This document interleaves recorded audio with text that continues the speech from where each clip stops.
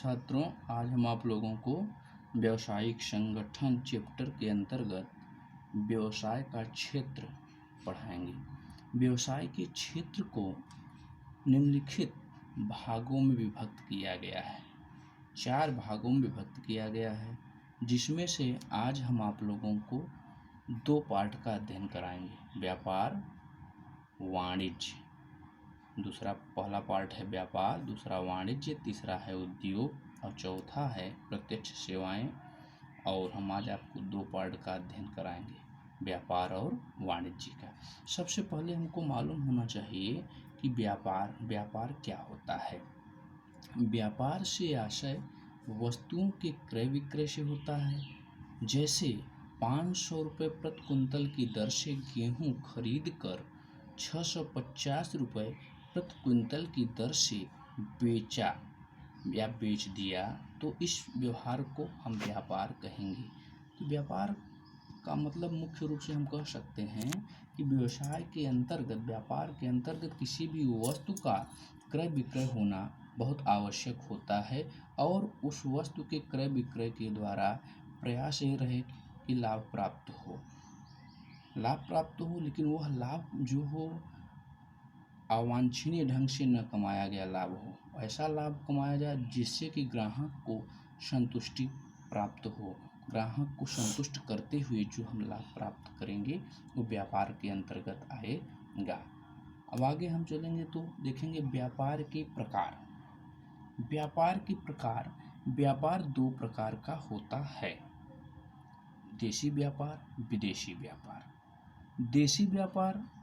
देशी व्यापार 3 प्रकार का होता है, स्थानीय व्यापार, राज्य व्यापार और अंतरराज्यीय व्यापार। तो हम बारी बारी से एक एक के बारे में जानेंगे। देशी व्यापार क्या है? देशी व्यापार से आशय उस व्यापार से होता है जो एक ही देश के विभिन्न स्थानों अथवा क्षेत्रों के बीच किया जाता है। जैसे आगरा व मुंबई के बीच व्यापार किया जाए, उत्तर प्रदेश और मध्य प्रदेश के बीच व्यापार किया जाए, तो इसको हम देशी व्यापार कहेंगे। आगे हम बढ़ते हैं स्थानीय व्यापार। स्थानीय व्यापार का आशय ऐसे व्यापार से है जो किसी स्थान विशेष तक ही सीमित रहता है। जैसे साग सब्जी का बाजार हो, दूध दही, ताजे फल आदि। माने जो एक निश्चित स्थान तक ही सीमित रहता है उसको हम स्थानीय व्यापार कहते हैं। फिर आगे हम चलेंगे तो राज्य व्यापार का आशय ऐसे व्यापार से होता है जो किसी राज्य विशेष तक सीमित रहता है। जैसे आगरा, कानपुर, लखनऊ आदि नगरों के बीच व्यापार उत्तर प्रदेश राज्य की सीमाओं के अंतर्गत होने के कारण ये राज्य व्यापार कहलाएगा। अंतरराज्यीय व्यापार ऐसा व्यापार जो एक ही देश की सीमाओं के अंतर्गत विभिन्न राज्यों के बीच होता है। एक ही देश की सीमाओं के अंतर्गत विभिन्न राज्यों के बीच अगर कोई व्यापार हो रहा है तो उसको हम अंतरराज्यीय व्यापार कहेंगे।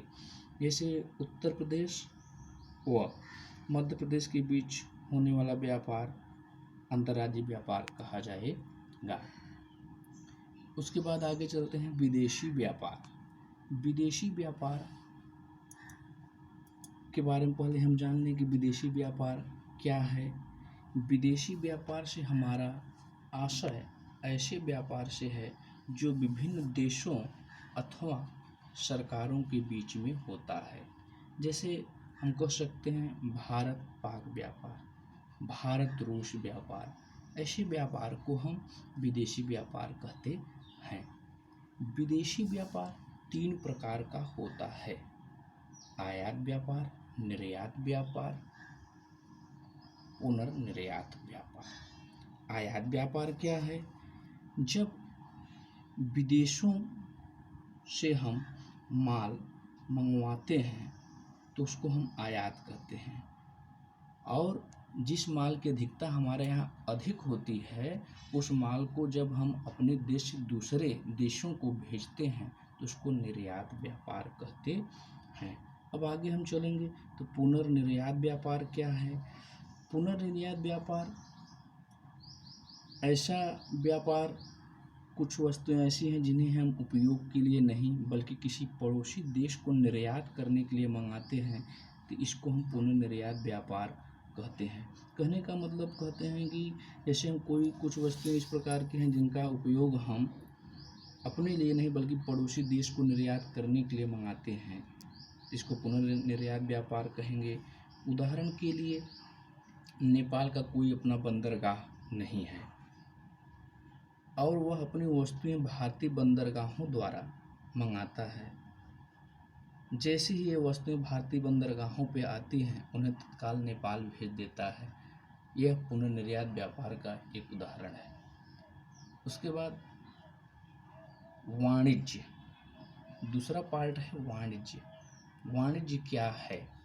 माल को उत्पादन स्थल से उपभोग के लिए स्थान तक पहुंचाने में जो बाधाएं आती हैं उनको दूर करने से संबंधित प्रक्रियाओं को ही वाणिज्य कहा जाता है। यानी हम कह सकते हैं कि वाणिज्य एक ऐसी क्रिया है जो किसी भी उत्पादन स्थल से उपभोग के स्थान तक पहुंचाने में जो भी समस्याएं, जो भी बाधाएं आती हैं उनको दूर करने के लिए या उनको दूर करने संबंधित जो प्रयास किए जाते हैं, इस प्रयास को या इन प्रक्रियाओं को ही हम वाणिज्य कहते हैं।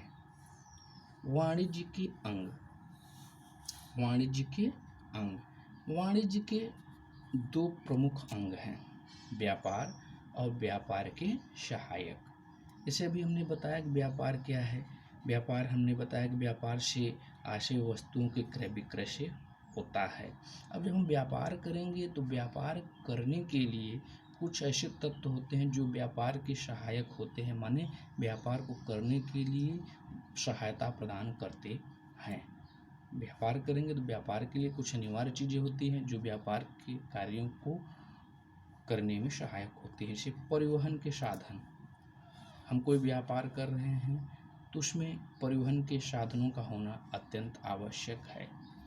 संचार साधन, कम्युनिकेशन, आज के समय में कम्युनिकेशन का दैनिक जीवन में और व्यावसायिक क्षेत्र में संचार का बहुत ही महत्वपूर्ण योगदान है। अधिकांशतः कार्य संचार के साधनों के द्वारा ही किए जा रहे हैं।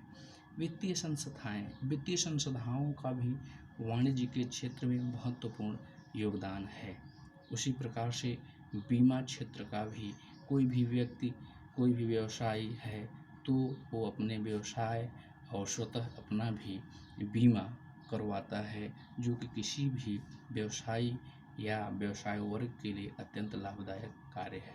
विपणन क्रियाएं भी वाणिज्य के अंग का एक महत्वपूर्ण हिस्सा हैं।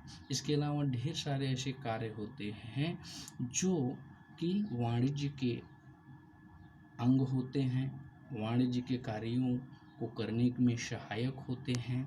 तो आज हमने आप लोगों को व्यवसाय के क्षेत्र का अध्ययन कराया। इसमें 4 पार्ट होते हैं, हमने बताया व्यापार, वाणिज्य, उद्योग और प्रत्यक्ष सेवाएं, जिसमें से कि आप आज पढ़ें व्यापार और वाणिज्य। इसके बाद नेक्स्ट जो है पीरियड, जो क्लास चलेगी उसमें उद्योग और प्रत्यक्ष सेवाओं का भी हम अध्ययन करेंगे।